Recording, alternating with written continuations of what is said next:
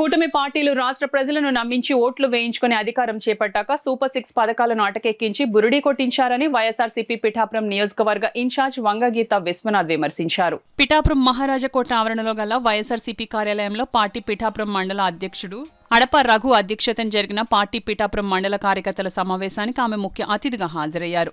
ఈ సందర్భంగా వైఎస్ఆర్ కాంగ్రెస్ పార్టీ పిఠాపురం మండల కమిటీని అనుబంధ విభాగాల కమిటీలను వంగగీత విశ్వనాథ్ ప్రకటించారు.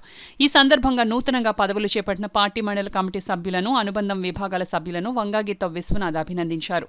ఈ సందర్భంగా వంగగీత విశ్వనాథ్ మీడియాతో మాట్లాడారు. అడప రఘు ఆధ్వర్యంలో వంగగీత విశ్వనాథంను ఘనంగా సన్మానించారు. ఈ కార్యక్రమంలో రావుల మాధవరావు, కొత్తెం దత్తుడు, వద్దిరెడ్డి సుజాత, ముమ్మిడి శ్రీనివాస్, ఉలవల భూషణం, వద్దిరెడ్డి శ్రీను, ముమ్మిడి శేఖర్, గరగ మహేశ్వరరావు, సామరౌతు, లలిత, భవానీ, గరగ వీరన్న, బవిరిశెట్టి మాణిక్యాలరావు, బత్తుల సాయి, ఆనాల సుదర్శన్, వజ్రపు బాబి, పెద్దింటి మేసన్ రెడ్డి, పైల రమేష్ నాయుడు, కర్నేడి సత్యబాబు, బండి సుబ్బులు తదితరులు పాల్గొన్నారు. ప్రాజెక్టులో నీరు కూడా తక్కువగా ఉండడం వల్ల పిఠాపురం రైతులు నారుమరికి నీరు అందక ఇబ్బంది పడ్డారు.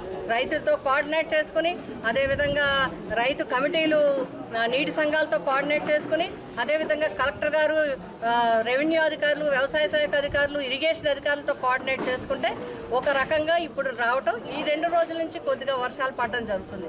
ఇక్కడ ఏంటంటే ఇప్పుడు అందరికీ కూడా యూరియా కొరత తీవ్రంగా ఉంది. మొన్ననే రైతుల తరపున జిల్లా స్థాయిలో కలెక్టర్ గారిని కలిసి యూరియా గురించి చెప్పడం జరిగింది.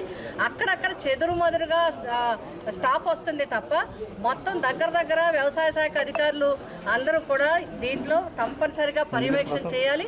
ఎందుకంటే 2 రకాలు జరుగుతాయి. ఒకటి, మొత్తం దగ్గర 16,000 మండలానికి ఒక్కటికి మన నియోజకవర్గం మొత్తం మీద వేలాది ఎకరాలు నారుమడి జరుగుతుంటే కేవలం కొద్ది స్టాక్ మాత్రమే తేవడం జరుగుతుంది. దీనివల్ల ప్రైవేటు వారు ఒక పెత్తనం పెరగటం వల్ల రైతులు కూడా బస్తా దగ్గర ఒక 50 రూపాయల వరకు నష్టపోవడం జరుగుతుందని వారే విజ్ఞప్తి చేయడం జరిగింది.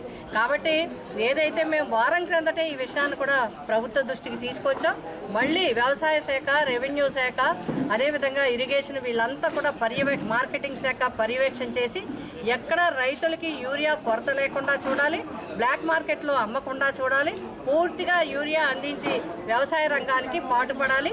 ఇంకొకటి ఏంటంటే రైతు భరోసా కింద ఇచ్చిన వాటిలో చాలా మందిని ఇన్వాలిడ్ చేశారు. కౌలు రైతులను ఆదుకోవాలి. అదేవిధంగా రైతాంగానికి రైతు భరోసా అన్నది అందరికీ ఇవ్వాల్సిన అవసరం ఉంది. రైతులకి కూడా గత సంవత్సరం 20, ఈ సంవత్సరం 20, 40,000 ఇవ్వాల్సి ఉండగా మొన్న 7,000 ఇచ్చారు. అంటే ఇంకా 33,000 రైతులకి బాకీ ఉంది. ఆ బాకీ కూడా తొందరలోనే చెల్లించాలని చెప్పి